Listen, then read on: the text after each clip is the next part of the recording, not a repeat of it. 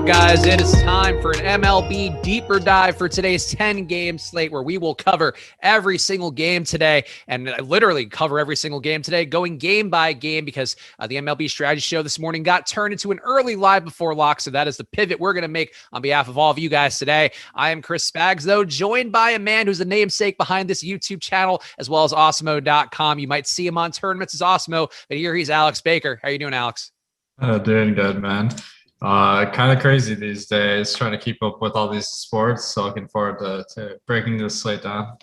We got another man here who's going to be well equipped to get to the point fast like we need today, going game by game. You've seen him a lot on the channel. You'll see even more of him as MLB starts to heat up. Max Smotritskiy, how you doing, Max?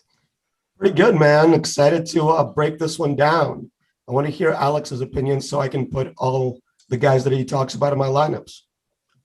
That is always the way it should go here on the Deeper Dive. So make sure you're hitting that like button to ensure that Alex's picks and thoughts are as accurate as possible, as well as mine and Max's. And also make sure you subscribe to the channel as well to check out all the content that we have going on all day long, from the NBA to the MLB to the MMA world to PGA to NHL, everything that is going on right now. We are covering those sports for you here on the Awesemo YouTube channel. So make sure you're taking part of it all. And also make sure you're taking your bets over to OddsShopper.awesemo.com or OddsShopper.com now. Two ways to get there, but it is Awesemo's odds tool that will help you find the best line available on any game or player prop you're betting on and give you that edge to beat the house. And it's all lines that are updated in real time. So you're shopping for lines based upon all of the books are offering, and you're going to get the best one for yourself depending upon what's available to legal books in your state. So either go check it out for all your player props, game lines, players, and team futures. Again, all updated in real time. That is a big asset to you to be able to shop from lines in one spot. So make sure to go to OddsShopper.com or OddsShopper.awesemo.com. And if you want to play along today, our free premium tool of the day are the ownership rankings. So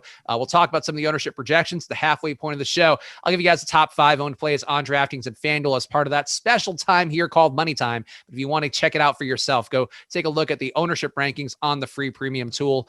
Now, Alex, before we go game by game, I'll ask you a question that hopefully we can hit on fast, because I don't think anything's jumping out the last that I looked. But weather concerns, is anything standing out to you? Oh man, I'm running a little bit behind today, I have to admit. So well, if nothing's jumping out to you, then I think I'm sure chat will let us know immediately if there is anything, but I'm seeing green on the usual sites that we would look at for this stuff. Obviously we can dig deeper if there are any games that you guys are worried about out there. So feel free to drop it into the chat. We'll make sure to take a deeper look here, as we always do on the Deeper Dive. But let's get into our first game on the slate. The one that I'm going to have is 4.2 implied runs for Philadelphia going against John Lester. The other side, Washington, 3.8 runs against Zach Wheeler. And Lester, we know the drill with him. He is not an effective pitcher overall. A 15% strikeout rate for him so far this year. Going back to 2019, it does look a little better, a 20% K rate, but it does seem like things are on the downturn for John Lester. And I think we can breeze through him pretty fast as a candidate, Max. So I'll ask you, would you have any interest in John Lester at all on a slate where you could pick from, 19 other pitchers? Negative, Spags. He's not the same guy he used to be. I'm not even sure what he's still doing in the league. But the topic here should be the Philadelphia bats, right?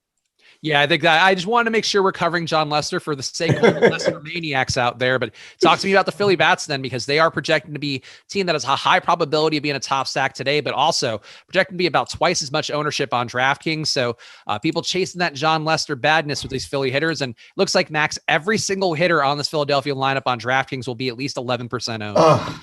The stone chalk. I mean, they're projected to be the second most probable stack to go off today, according to our top stacks tool. But that 17% ownership just seems way too high. I mean, we can talk about how bad Lester is. Like, he's giving up 10% walks and only striking out 15% of batters. But his ex-Woba given up is only 306, and the ex-slugging is 399, which isn't that bad. So he's not giving up too much power. So I think maybe it makes sense to fade these Philly bats as a stack a little bit and just hope that it's a bunch of singles and he can get some double plays, because he does still get a bunch of ground balls. So that's kind of my hope in fading Philly. I do think they make sense more as power one-offs, just because they have guys like Hoskins and Baum that just destroy left-handed pitching and hit a lot of fly balls. So I think I'm going to have more one-offs than I will stacks here. Alex, how are you feeling about the stacks? And it's worth pointing out on Fanduel, Philly a little bit lower down the chart here, number 5 overall in terms of their potential to be a top stack on Fanduel. On DraftKings, they are number 2 overall, so that is a worthwhile frame of reference for you guys. And of course, that top stacks tool available every day. But Alex, I'm going to assume based on what you've talked about before, where we've had teams in better spots that were chalky, the Yankees come to mind a few weeks ago, where you mentioned you wouldn't be getting much of them. Are you going to be getting much of Philly today, given the fact they are very obvious chalk, and there isn't even a pivot you can make here to try to get to a lower owned construction of Philly hitters? I mean, they definitely look like a fade if we're looking at the ownership so far. And I mean, as Max was saying, it's Lester has pitched okay so far from like the ERA and xFIP and stuff. I do feel like he's had a lot better days because his fastball this year is sub 90 miles per hour. I just don't think that's major league stuff. So, I mean, I like the Philadelphia bats in theory, but the ownership just looks way too high on DraftKings. Let's talk about the other side here. We'll have Zach Wheeler going against Washington, and it is a Washington lineup that's striking out a little bit under league average on the year against right-hand pitching, but Wheeler's stuff, to his credit, he's faced a good amount of batters so far this year, 183 batters, and has a 26.8% K rate for himself, giving up not a lot in the way of a whip either, walks and hits pretty low with a 0.97 whip, 3.2 xFIP, and Wheeler's a guy, certainly priced at a tier that makes it a little bit more difficult to get to, Alex, but it does feel like Wheeler could be worth more than the 6% ownership he has right now, just given the results he's had so far this year.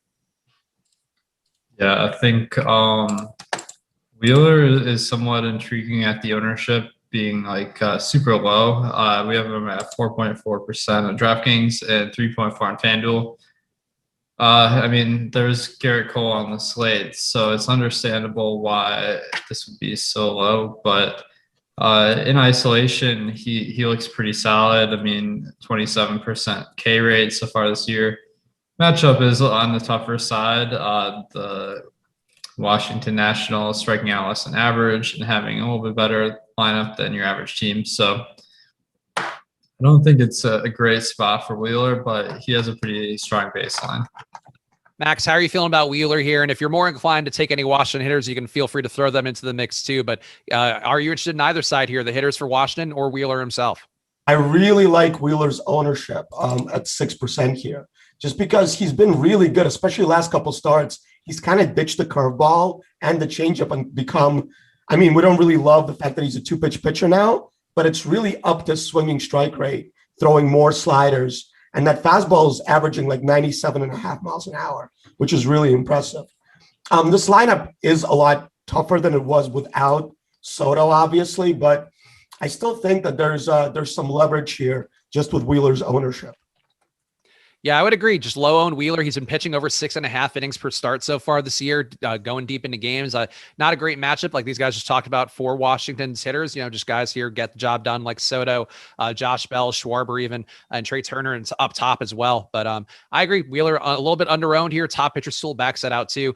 13% chance of Wheeler being a top pitcher today compared with 6% ownership. So maybe worth getting some Wheeler on DraftKings.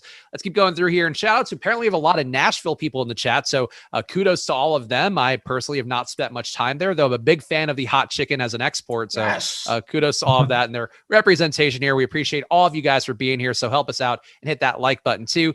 Next game up, we got the Yankees getting 4.1 implied runs against Colin Mchugh, who's likely serving mostly as an opener here. Mchugh has been really not the biggest sample size for him this year, going back to 2019. Guy with a 26% K rate for himself. Velocity is pretty mediocre, giving up a 211 ISO. So Max Mchugh, a pitcher not in the player pool, but how do you feel, or probably not, if you feel differently, then feel free to chime in here, but how do you feel about the Yankees hitters going against Mchugh and a tough park for hitters? Yeah, the park really sucks. Yesterday they hit a bunch of solo shots, so you can hit it out of here, but with the Tampa bullpen getting most of this game, I don't know if I'm that interested in the Yankees.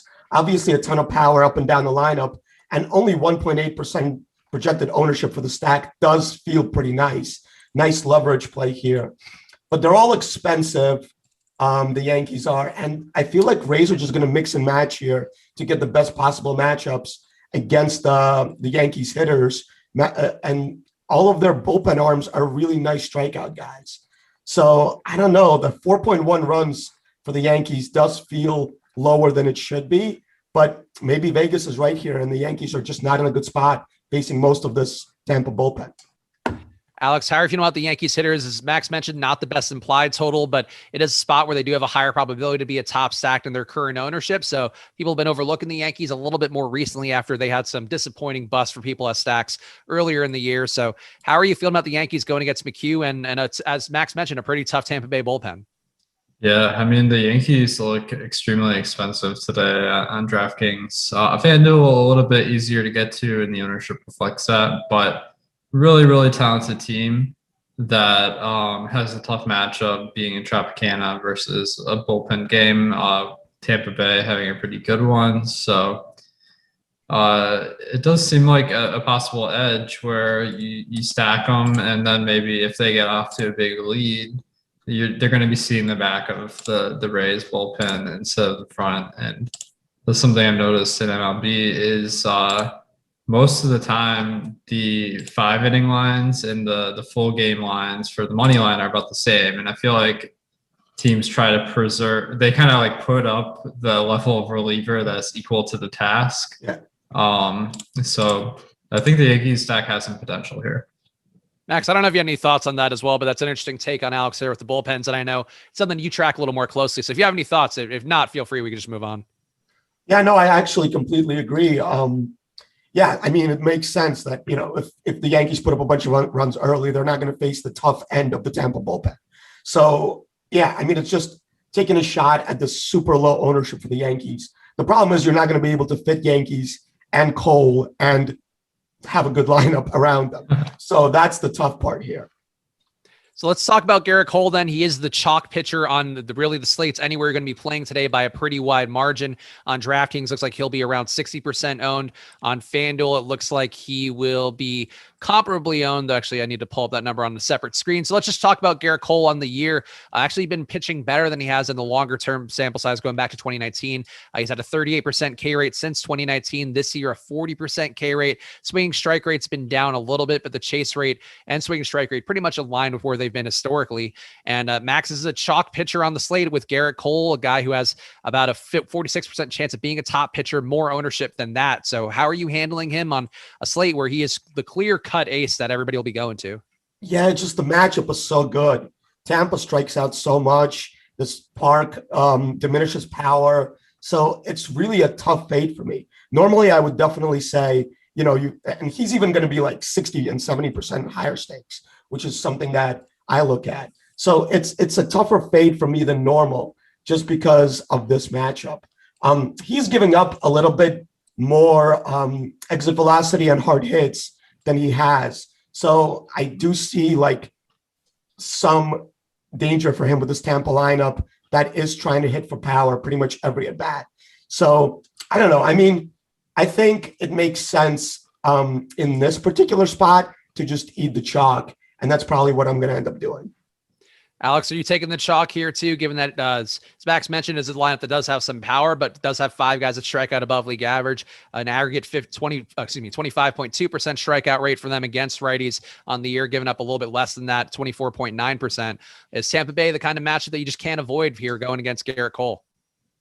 Yeah, I mean, I think the matchup is just average, maybe slightly above average. The Rays having a lineup that has a little bit more power than your typical MLB team, but also strikes out a little bit more.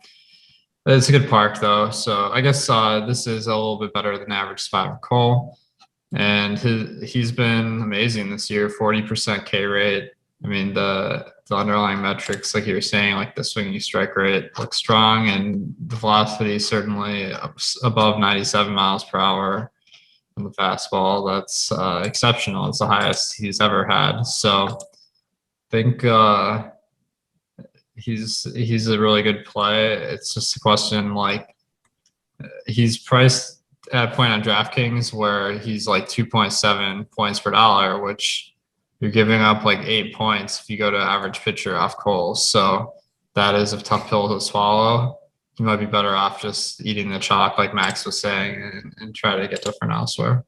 Yeah, no price point pivots on the slate for Garrett Cole. Probably no arm talent pivots unless you really are a big fan of Brandon Woodruff. So it does seem like Garrett Cole going to be a chalky play on DraftKings and Fanduel today. And especially by Fanduel standards, is going to be pretty highly owned with 40% on there too. So yeah, play him, I think, seems like the move you got to take here. Let's keep going through here. I think Tampa Bay stack we can just skip over. Oakland, 4.1 implied runs against Eduardo Rodriguez. Eduardo Rodriguez, a fun fact I saw on Twitter this week, has the same win percentage as for the team overall every time he starts as Tom Brady had in his New England stint. So they got to be really putting up that stature for him any day now, Max. But we have really the main thing for Eduardo Rodriguez, a 25% K rate for himself. Going against a lineup that doesn't have a ton of strikeouts against lefties, or at least less than you'd like to see. Rodriguez's stuff has been pretty decent. He's going to be 7% owned. So are you willing to go there on the slate, Max? I don't know if I need to. His underlying stuff is not nearly as good as some of the other guys in this range. And I really try to avoid lefties against this Oakland team. This Oakland team just crushes left-handed pitching. Laureano, Canna, Chapman are all like better hitters against lefties than they are righties. And this game is in Fenway, which is a notorious hitter's park. So I just think an 8.2K is a little bit too expensive for me. Alex, are you getting any Eduardo Rodriguez, or do you think there might be some more utility in going to an Oakland stack that does look a little bit under-owned according to the top stacks tool? Yeah, I think Rodriguez, he's totally fine on this slate, probably less of a priority. But Oakland, they do have a really strong lineup today. So I think going to the Oakland side does make sense.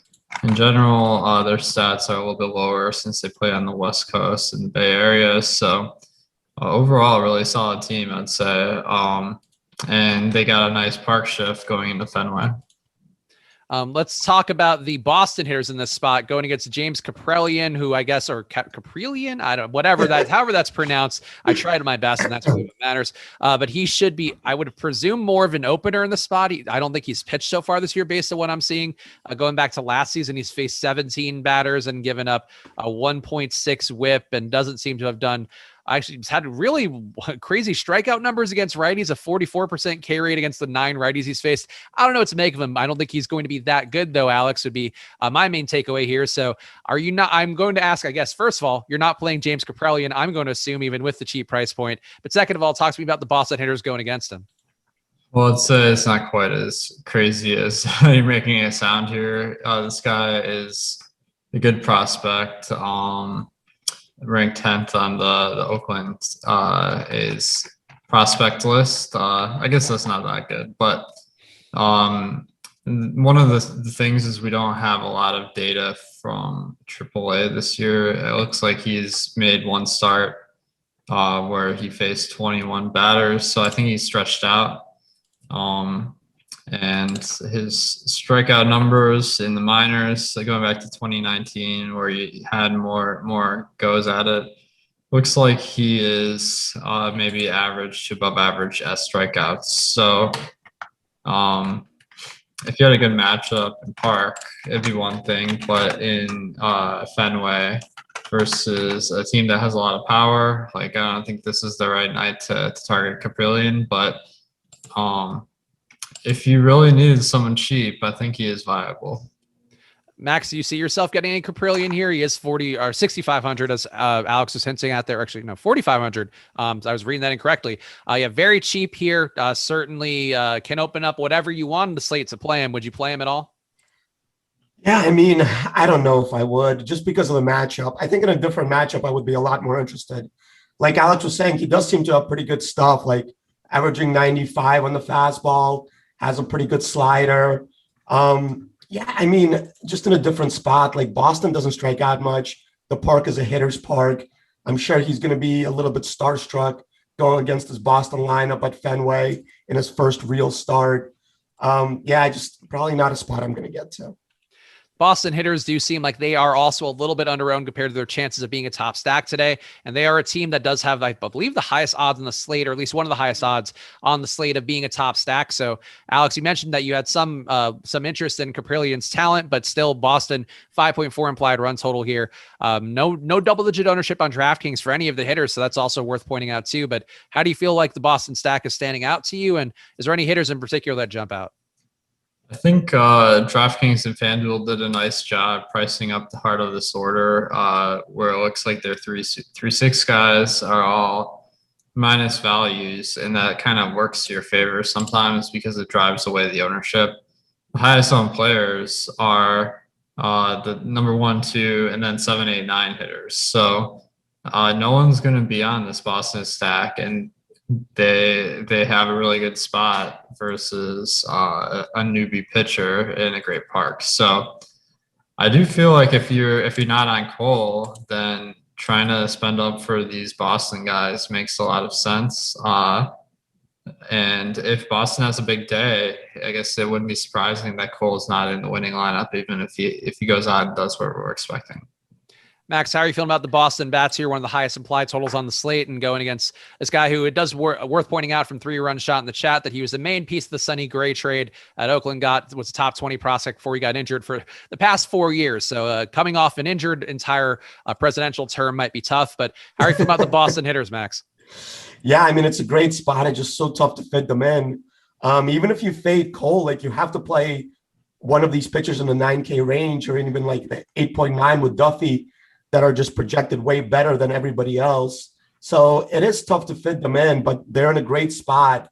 And yeah, the heart of this order is absolutely incredible. Rafael Devers is probably a top 5 hitter in the league at this point. At 20% barrel percentage is just insane. And yeah, I mean, his X slugging is 645. The guy's just a power machine. So yeah, I mean, at the ownership that Boston's projecting, I think they're a great play. It's certainly a spot to pay up to be contrarian here, it seems, for the quality hitters amongst Boston, and high implied total, high potential to be a top stack, should be a team prioritize, it seems, a little bit relative to the field. Next game up, we got Kansas City getting 4.3 implied runs against Casey Mize. Casey Mize, a guy we've talked about recently, has not come through in any real way in the majors so far, but does have some degree of pedigree that you would hope that he can get there. That said, in this particular lineup, going against the Kansas City team, only striking out 23.3% of the time across the year. Not a lot of ownership going to Mize, Alex, and I feel like neither Mize or let's talk about Mize on his own. Not the most appealing looking pitcher, but maybe somebody you can get some exposure to just because he's cheap, and he does seem to have a high potential here to be a top value pitcher on the slate. Yeah, I mean, as far as $5,200 pitchers go, I think he's one of the better ones you're going to see, just being former number 1 pick.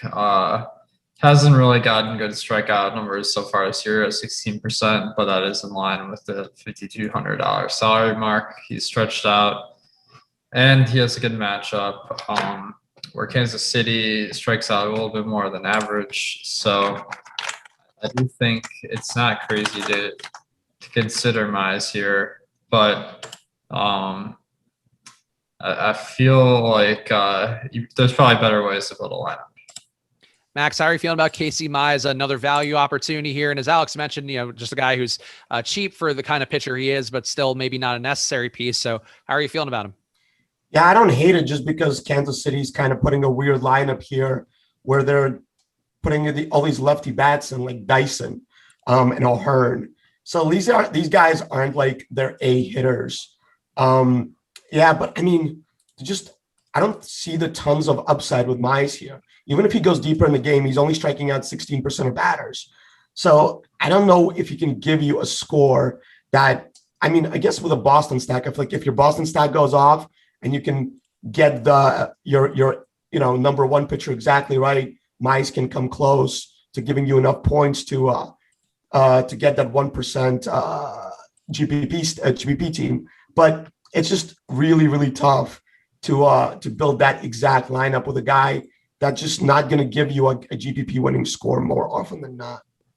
Yep, I think I'm with you on that. And I think, too, when you see the Kansas City ownership, it's kind of jarring to see some of the ownership on DraftKings for these guys, where Salvador Perez, one of the chalkiest plays on the slate, apparently at 30% expected ownership. Benintendi also going to be popping up 20% of the time. Jorge Soler, not that far behind. And Alex, it seems to me it looks like one of the most over-owned teams on the slate. Mize has not been good, but has not been bad enough to justify this kind of ownership. So how are you feeling about this Royal stack? Yeah, I agree. I think certain players on the Royals are going to really be overowned today, especially Jorge Soler batting 4th at 3,300. Just kind of like the value play of the day. And then Salvador Perez at catcher Batting third is drawing a ton of ownership because it's just hard to find a catcher batting third. So I do think there's maybe ways to stack up this team that are a little bit unique because of those two guys being so chalky. But overall, I do feel like the spot might be a little bit overrated. All right, how are you feeling about it, Max? Because as Alex mentioned, a lot of ownership going to these guys, and certainly guys like Soler can work in as part of construction here as a value play, but probably a higher rate of failure than the ownership is going to be reflecting right now. So, you willing to get to the Royals or no?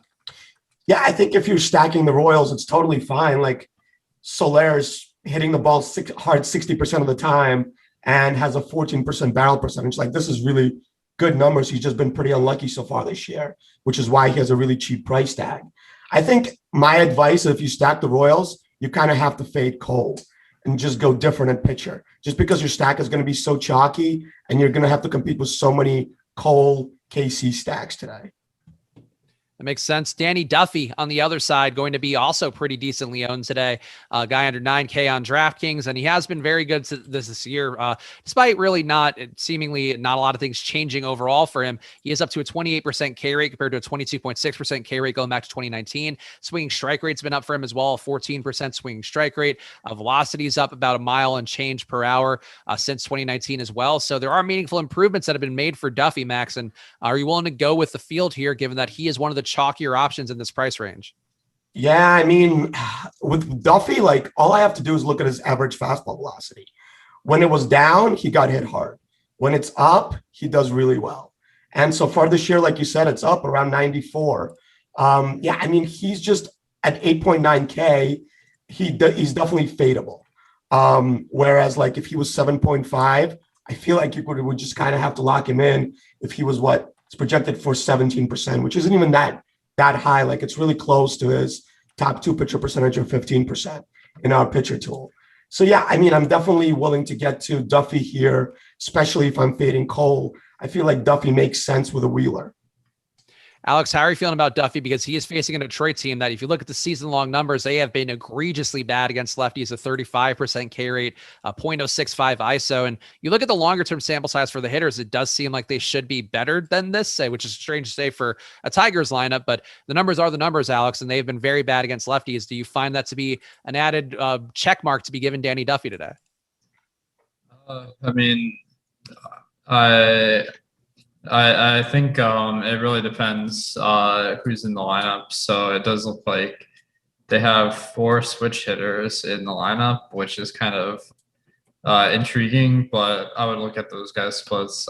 But I haven't dug that deep quite today. So I do think it's a great spot for Duffy. The Tigers lineup is kind of a double whammy where they don't have a lot of good batters and they strike out more than your typical team. So topping it off, I think Detroit is going to be on the cooler side at about 60 degrees at first pitch. So there are a lot of factors working in Duffy's favor here.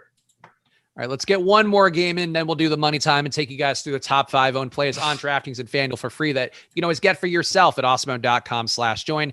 Our 5th game on the slate, Toronto, 3.9 implied runs against Max Fried. Max Fried, we've talked about on shows recently where his results have just been significantly worse this year. 2.1 whip rounding up there, 365 batting average, allowed a 5% on run rate, but still he's been limiting hard contact fairly well. I still think he's going to stabilize at some point, and it does seem like the field will be thinking that as well. About 10% ownership expected for Max Fried on DraftKings today. Max, are you going to support your fellow Max here and be with the field at around 10% ownership? Yeah, let me just say I would be super interested in him if it wasn't Toronto. Toronto is just really, really good right now with all those right-handed hitters, especially against left-handed pitching. But in his first game back, he did look really good. 14% swinging strike rate. His fastball was right around 93.5, which is where we expect it to be. Yeah, like the curveball, the slider, everything looked pretty good. The StatCast numbers, only 25% hard hits against Washington in his last start, looked also really nice. The xFIP was 3.5. I mean, he's too cheap for who he is. Like 6.1K is a price that I would be willing to go after a pitcher of his caliber pretty much any time. So yeah, I think I am definitely on Fried today, much more so than the field, since he's only projected to be 9% owned. Alex, are you willing to get above the field on Fried too, or are you viewing him as somebody to play close to the vest? Looks like he has slightly lower chance of being a top pitcher today than his ownership, but does have a higher probability, about 2 times the probability of being the top value pitcher on the slate compared to his ownership right now. I think Fried is a very solid option. I'm just going through. I think people might be off him because he was a little bit limited in his last game on May 5th. Only went 70 pitches. But I can't remember if they like had him on a pitch count or something because he missed a few starts before that. So if we're expecting him to be back fully today, which is reasonable, I think he looks really good. It does look like 2 out of his 4 starts he got completely owned. So like if you look at his season numbers, they're going to look pretty bad compared to what we're expecting today. Speaking of things that could look pretty bad, a Toronto lineup that'll be facing today has a pretty high aggregate ISO for themselves, and this is including a Hyunjin Ryu, who has a 0 contributing to the pie, but a 0.195 ISO aggregate for this lineup they'll have today. And there's a lot of guys here. I mean, you could point to really all the guys in the top 6 have meaningful power here. Vlad Guerrero, the least competent hitter historically amongst them, with a 194 ISO, and that's still a pretty good mark. Max, how are you feeling about the Toronto hitters here? They do seem like is really a spot where I think I have no issue playing both sides of it. Max Fried, I think a cheap pitcher who I agree has some potential to bounce back, but if he doesn't bounce back, Toronto could capitalize. Yeah, Vladdy this year has just taken the league by storm pretty much, has grown by leaps and bounds. His K percentage is 17.1 and his walk percentage is 17.1, which is really, really good. I mean, not to mention the X slugging is 552, which is pretty amazing. The problem is, like, I feel like the rest of these hitters do have some strikeout potential. Hernandez strikes out 27.6%, Bichette 28%, Semien 25%, even Biggio at 30%. He's in the lineup today, even against the lefty. So I would rather probably play like a Vladdy one-off or a Grichuk one-off even than playing the whole stack here against a pretty competent pitcher in Fried. Alex, how are you feeling about that take here, where I think Max makes a good point about maybe just taking some one-offs or smaller stacks, and the full stack, it does seem could be hard for them to get there, but how are you feeling about their potential with a pretty low implied total here with that 3.9 implied runs? Yeah, I think Toronto has a great power upside, like you were saying, just a ton of extra base hits as far as the lineup. And then the matchup versus Max Fried. I mean, he had a really good year last year, but so far off to a rougher start this year. So I don't have a strong lean whether it's a good matchup or bad matchup. So I do think it's worth taking some Toronto here at very low ownership. On the other side, we have Hyunjin Ryu going against Atlanta, 4.2 implied runs against Ryu. Ryu has been getting mediocre results so far this year, though a little better than his historical average of 24% K rate for him. The 1.1 whip is really the main signifier here that he's not giving up a lot of damage. But on the slate, Max, it feels like Ryu maybe not a play you need to get to. Do you have any strong interest in Ryu, or do you have more interest in the Atlanta side that also appears to be appropriately owned in the top stacks tool? Yeah, Ryu coming in at 12% ownership is just surprising. I guess the $7,100 price tag is pretty cheap for him, but I don't think I want to get here at double-digit ownership just because this Atlanta team is so good. The hitters, I mean, up and down the lineup, like Acuna is obviously amazing, but even like Austin Riley's and Dansby Swansons of the world are just striking out less against left-handed pitching. And Ryu is not really going to give you the strikeouts that you need to like win a slate. 24% percentage is okay. He lives really with the fact that he gets a ton of ground balls. His the launch angle he gives up is only 8.9. So a lot of ground balls, a lot of line drives right at fielders is how he gets around. But yeah, I don't think I want to go here against this Atlanta team. I would be more interested in stacking the Braves, I think. Alex, how about you? Are you a little more interested in stacking the Braves than going to a Ryu, who's, as Max mentioned, decently owned, not chalky by any stretch, but on the slate of this size, certainly getting represented pretty well in the ownership? So this game, it is projected to be about 51 degrees at game time, which is very low for Atlanta. which is pretty surprising. That's going to be a definite bump to pitchers compared to what we'd expect here. Ryu, it looks like his spot's not horrible. The Atlanta lineup has a really strong like first 5 guys, but after that drops off pretty significantly today. So I think it might be worth taking some shots on Ryu. All right, yeah, and then the field's ownership, it looks like coming. Let me just make sure because we just actually got an ownership update while we are doing the show. It's 12% is what Max was saying. That's the right number for Ryu. So if you want to be with the field, that's a good number to hit here. And speaking of, let's do a quick round of money time here. Give you guys top 5 projected owned plays on DraftKings and Fanduel. Let me flip the hat and do the ceremony here that I basically do it for my own OCD as much as anything. And Tyler's joy. Seeing Tyler spaz out in the camera always makes me. Let's do the top 5. And Alex, of course, too. Cash money hat. I'm glad that's getting confused. It's a dollar sign. That's important. Yeah, Max, you're being left out here. I don't know if you want to. I am getting a money hat for sure for the next show. Top 5 owned plays that Max can get for free, and even though he doesn't have a money hat to support the team right now. Garrett Cole, number 1 on DraftKings, 58%. Number 2, Brandon Woodruff at 33%. Number 3, Salvador Perez at 30%. Number 4, Julio Urias at 30% as well. And number 5, Dan Vogelbach, the chalk play that you could probably just avoid, 27% ownership on DraftKings. On FanDuel, the top 5, number 1, Garrett Cole again, 42%. Number 2, Corey Seager at 32%. Number 3, Mookie Betts. People are touting him for a double dong pick, 31%. Number 4, Max Muncy, 28%. And number 5, Jorge Soler at 26%. So there are your plays there. And of course, you can always get the ownership projections for yourself at awesemo.com/join. And for baseball, they're crucial for all the sports, but for baseball in particular, just knowing how you should allocate things, how to approach things like a diversified portfolio, crucial to know those ownership projections. So go check them out for yourself at awesemo.com/join. Next game on the slate, we got St. Louis, 3.2 implied runs going against Brandon Woodruff. Woodruff, a pitcher who has had arguably some of the better stuff in the slate outside of Garrett Cole, 33% K rate, a little bit lower than that so far this year. Going back to 2019, he has a 30% K rate for himself. The whip for him this year, a 0.8 whip is a pretty crazy number, as is the 2.8 xFIP. Good velocity as well. Max, how are you feeling about Brandon Woodruff as, I guess, a potential pivot to Garrett Cole if you can't quite afford him, or maybe in addition to if you are loading up on value stacks? Yeah, I mean, he's chalky, right? 33%, but he's going to be about half the ownership of Cole.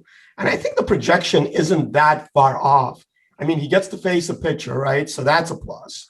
And I mean, we don't have a projected lineup for St. Louis just yet, but they have some pretty high K percentages, like Goldie, 26%, Tyler O'Neill, obviously has a ton of power, but strikes out at 32%. So there is some upside here depending on the lineup that he's going to face. So I like him a lot more as a pivot from Cole than playing him and Cole, just because I think that gives you way too much ownership at pitcher. Yeah, so I guess that's my take on Woodruff. Like you said, his stats really pan out. The xWOBA is 253 that he's allowing, 32% strikeouts, only 7% walks. The guy is just really, really, really good these days. So, yeah, I don't see any reason to fade him, but I don't know if I would play him with Cole. Alex, well, how are you viewing it here? And I think Woodruff's stats do sort of speak for him themselves, but he is going to be a chalky pitcher. And you mentioned earlier that it is a big drop-off, or a fairly big drop-off for the median projection still, even accounting for the salary difference. But can you play these two together, Woodruff and Cole? Like, how do you want to handle him? Is he just not as appealing of an option as Cole? Like, I guess, how are you viewing him through the prism of this slate? Yeah, I think Woodruff could be a casualty of the slate, because if you try to go Woodruff Cole, I feel like you might get funneled into a very similar lineup as other people. Yeah. So that is a risk, but they aren't like so expensive that you can't pull it off, because both around 10K. It looks like DraftKings is really trying to cap pitcher salaries, which makes the very top guys really amazing plays. But Woodruff, I think, is just an average play. Really good strikeout numbers, but doesn't go quite as deep in games. St. Louis, they strike out a little bit less than average. And then Milwaukee is cold, so that's going to favor the pitchers today. So I think it is a good spot for Woodruff. But I feel like you might be able to find good spots for other guys that are a little bit cheaper. Let's talk about let's talk about both stacks here. And the St. Louis stack, not really going to be owned, not really a factor. So if either of you guys have interest in that, feel free to throw it in, but I'm going to assume maybe not a ton. The Milwaukee side though, boy, they are going to be very heavily owned going against John Gant. Gant, I'm going to assume a guy that we're not going to tout very much as being a viable pitching play, but the Milwaukee Hitters going against him, it's like Gant is one of the worst pitchers in the league, like a Matt Harvey tier pitcher based upon how the ownership is looking. And he's not quite that bad with a 19% K rate, not good for sure, but 5.3 xFIP. I don't see the reason to go targeting Gant quite as much as the ownership is going to be Max. So how are you feeling about the Brewers Hitters here? A stack that is as highly owned as any, it seems, on the slate. Yeah, John Gant kind of sucks. I mean, 18% walk rate so far this year is definitely not inspiring a ton of confidence. The problem is the Brewers aren't any good either. They have like 1.5 good hitters. Without Yelich in the lineup. So it's like Avi Garcia and then pretty much everyone else here. I just don't see any reason to stack up the Brewers when I can just take like an Avi Garcia one-off and kind of fade everyone else here. And because they're not good hitters. Alex, how are you feeling about the Milwaukee Hitters who are going to be pretty highly owned? And I think as Max is making the case here, you can point to the numbers and there really isn't a single hitter that jumps out. Vogelbach, the only guy who we mentioned is going to be very highly owned, but the only guy above a 200 ISO. And then Jackie Bradley with his 191 ISO is the next best, but a lot of guys here closer to 100 than 200 ISOs against right-hand pitching. Are you willing to get to the Brewers on this slate, or do you see any utility in John Gant, Alex?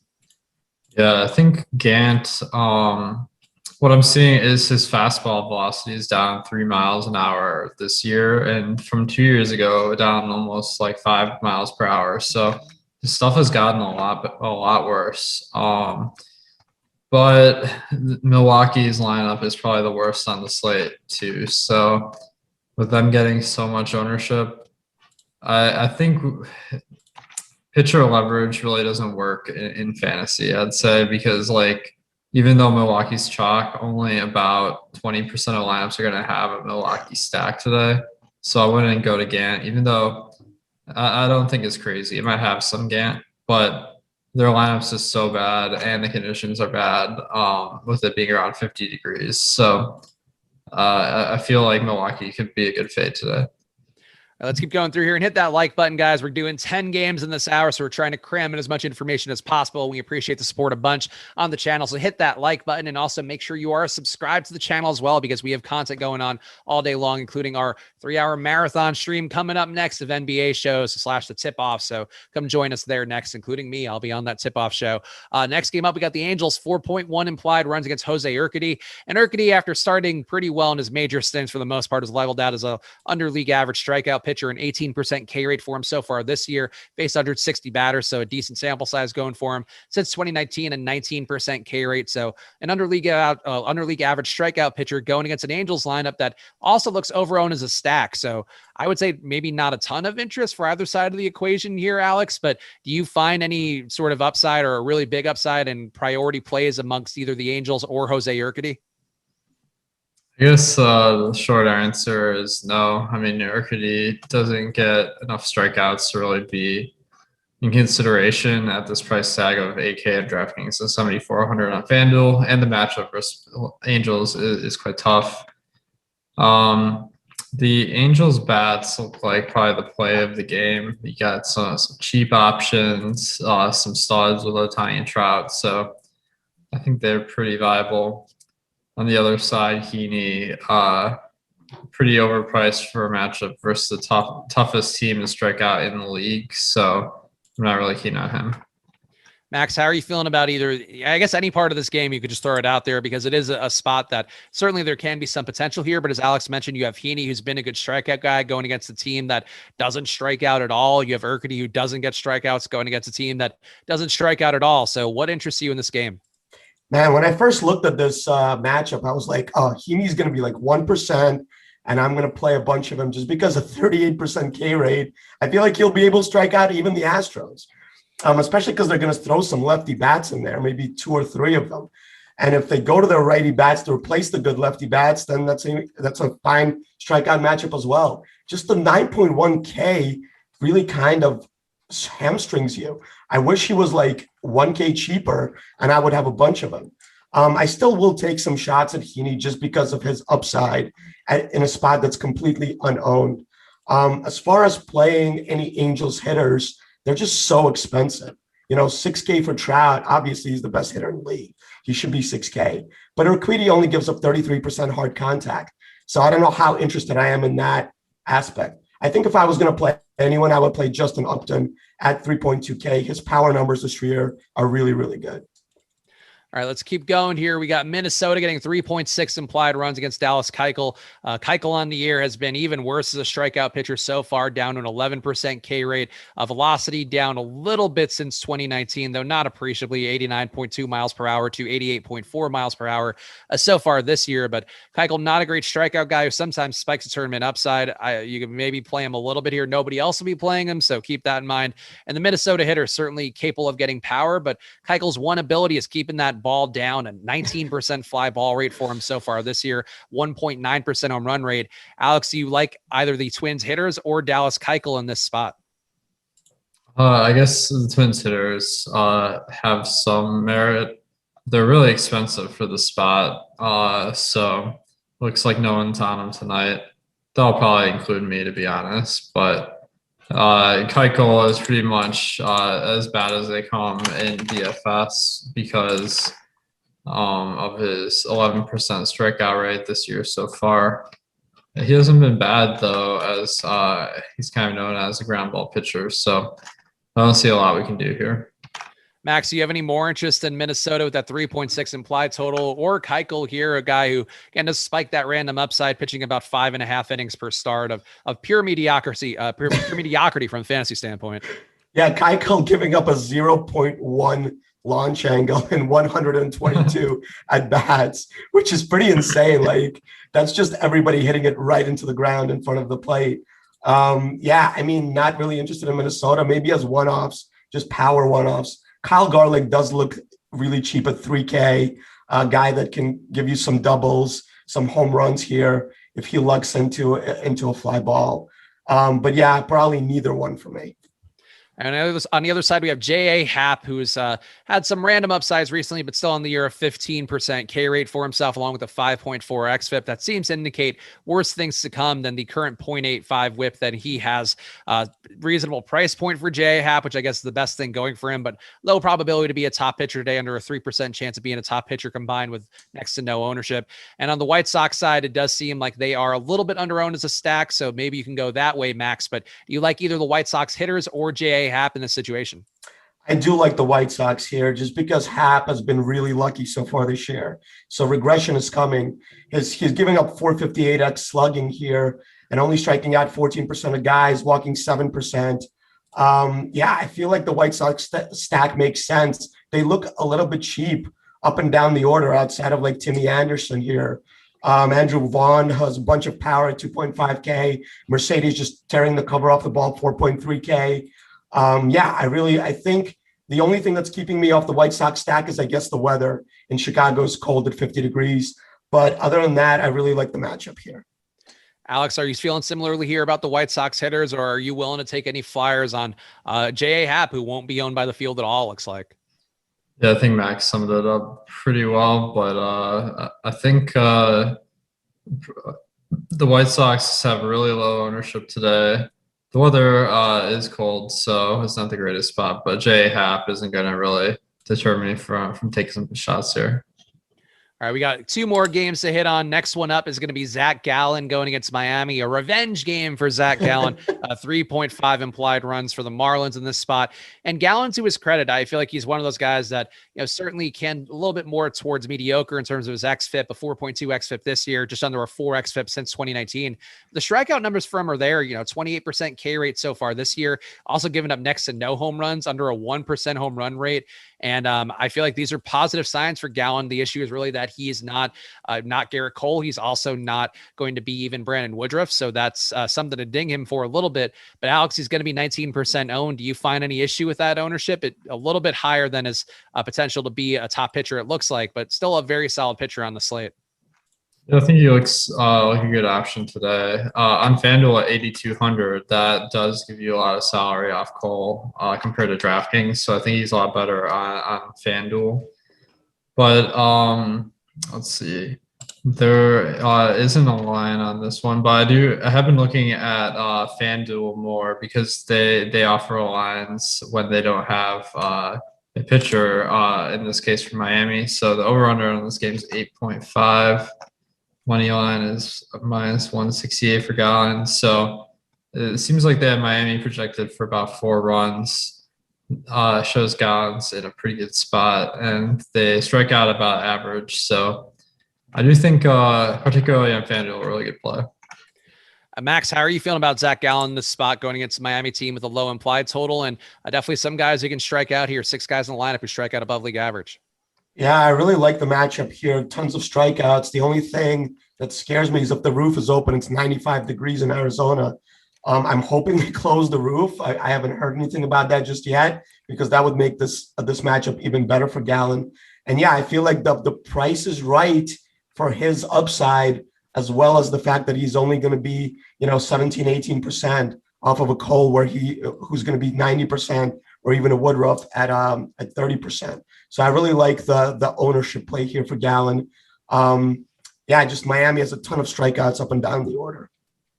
On the other side, we have, I believe it's going to be Daniel Castano going against Arizona here. Maybe that's changed. If I'm wrong here, feel free to correct me, one of you guys. But Castano, 13% K rate for himself on the year, has offered very little as a lefty pitcher, getting barreled at a 12% rate. Castano, not a play. Spags, Marlins tweeted that starting pitcher Pablo Lopez. Is it really? How many times are they going to pull the Pablo Lopez trick on us? I believe that's what I saw on Twitter. I will double check. Okay, Pablo Lopez just start like a few days ago. Yeah, I feel like he was going to start that one same thing. Yeah, he pitched yesterday. On DK, it's Neidert. Okay. Which makes more sense, right? Like Nick Neidert makes more sense here. Okay. Schmancy Schmabs has shown Castano. Well, this is an important part. Bringing down the game. I don't think. Let's just assume it's like a bad pitcher. Yeah, okay. I mean, either way, you want to stack Arizona. Yeah, I think Arizona does seem to have some appeal. Alex, as Max mentioned, it is a warm day in Arizona. Like very few warm games on the slate. Though Arizona does have that dry desert air, so maybe that's something to keep in mind. But how are you feeling about the Arizona stack going against pitcher unknown for Miami? Well, it looks like there are a couple of really cheap guys that could be batting high in the order for Arizona. So we'll have to wait to see with the lineup. But Tim Locastro is a speedy guy who because they don't have any other stolen base guys, could lead off. He'd be a really good one-off or a part of a stack.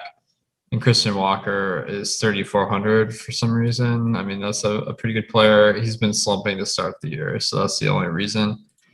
I think Arizona has a team total of almost 5. I don't see any reason not to go to these guys, aside from ownership, which on FanDuel looks like they could be super chalk.